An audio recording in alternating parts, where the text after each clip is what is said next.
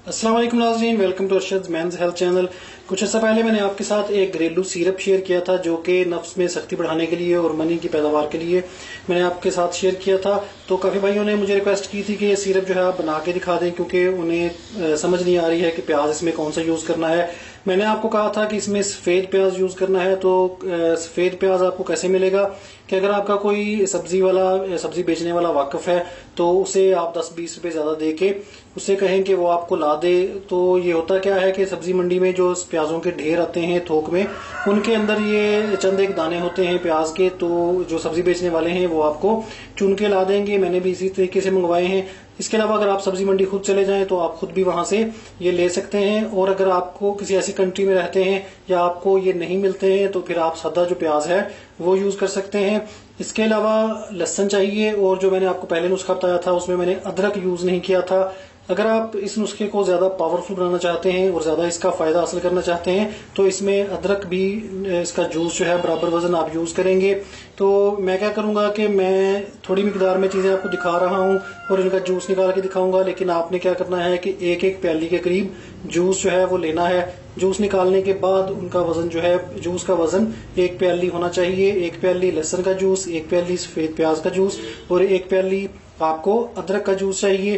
तो मैं आपको इनको जूस निकाल के फिर आगे बना के दिखाता हूँ कि इसको बनाना कैसे है।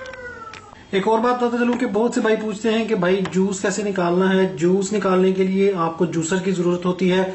और जो आप पूछते हैं कि भाई ब्लेंड करना है, तो ब्लेंडर जो होता है उसमें मिल्क शेक बनता है या वो चीजों को पीसने के लिए है।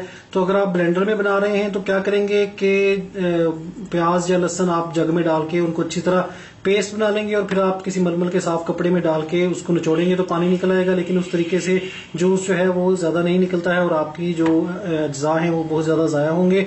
तो जूसर लें, जूस में डाल के इसका जूस निकालें, अलग अलग निकालें। मैं आपको इकट्ठा निकाल के दिखा रहा हूं क्योंकि मेरे पास चीजें थोड़ी हैं और आपको सिर्फ दिखाना मकसद है। तो आपने क्या करना है कि हर चीज का, यानी कि तीनों अज्जा का अलग अलग जूस निकाल के एक एक प्याली पूरी कर लेनी है। और फिर उसके बाद मैं आपको नेक्स्ट स्टेप बताता हूँ कि क्या करना है।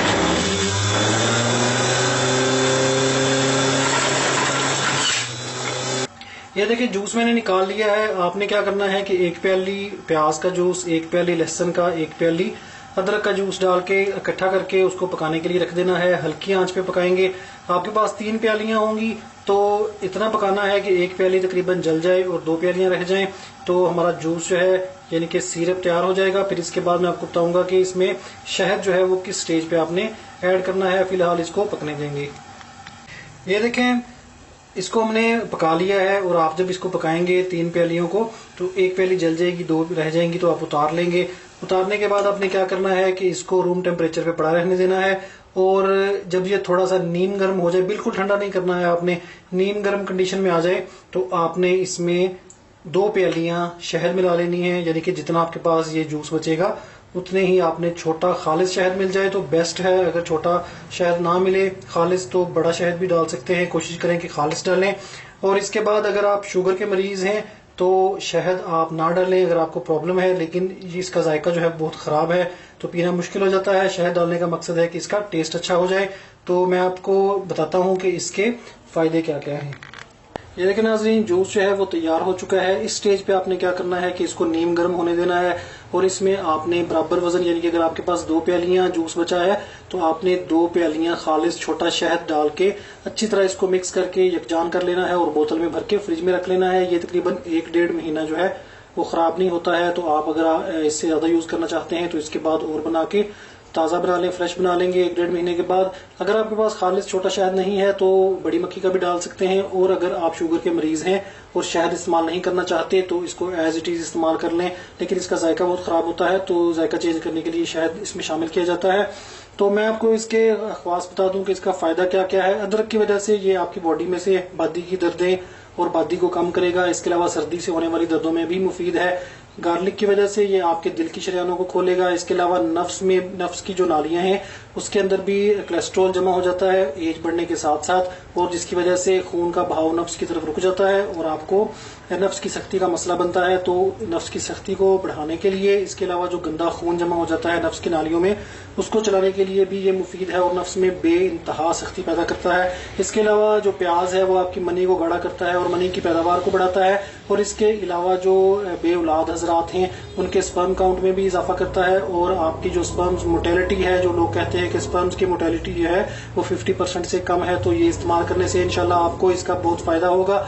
और इसके अलावा मैं आपको बताता चलूं कि ओवरऑल जो मैंने इसका खुद पे तजर्बा किया है और इसको इस्तेमाल किया है, तो इससे मुझे जो सबसे बड़ा फायदा नजर आया है वो ये है कि जिन लोगों में सेक्स की ख्वाहिश कम हो जाती है, जो लोग कहते हैं कि हमारा सेक्स करने को दिल नहीं करता, तो सेक्स की डिजायर को, यानी कि सेक्सुअल डिजायर को और सेक्स करने की ख्वाहिश को बेइंतहा बढ़ाता है, नफ्स में सख्ती बहुत ज्यादा पैदा करता है। और मैं ये समझता हूँ कि जो बड़े बड़े नुस्खे हैं, जो बड़े बड़े महंगे और बड़ी बड़ी बूटियों के साथ बनते हैं, उन पे भी ये भारी है अगर इसको सही तरह इस्तेमाल किया जाए।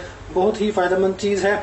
और जो मैंने आपको इसके ख्वास बताए हैं, फायदे बताए हैं, इसके अलावा आप जब ये नुस्खा जो है वो कॉपी करेंगे दूसरे लोग चैनल्स वाले, तो वो अपने व्यूज बढ़ाने के लिए टाइटल में बहुत कुछ लिख देते हैं कि नफ्स की लंबाई के लिए भी, जैसा कि मेरे पहले नुस्खों के साथ भी लोगों ने किया है।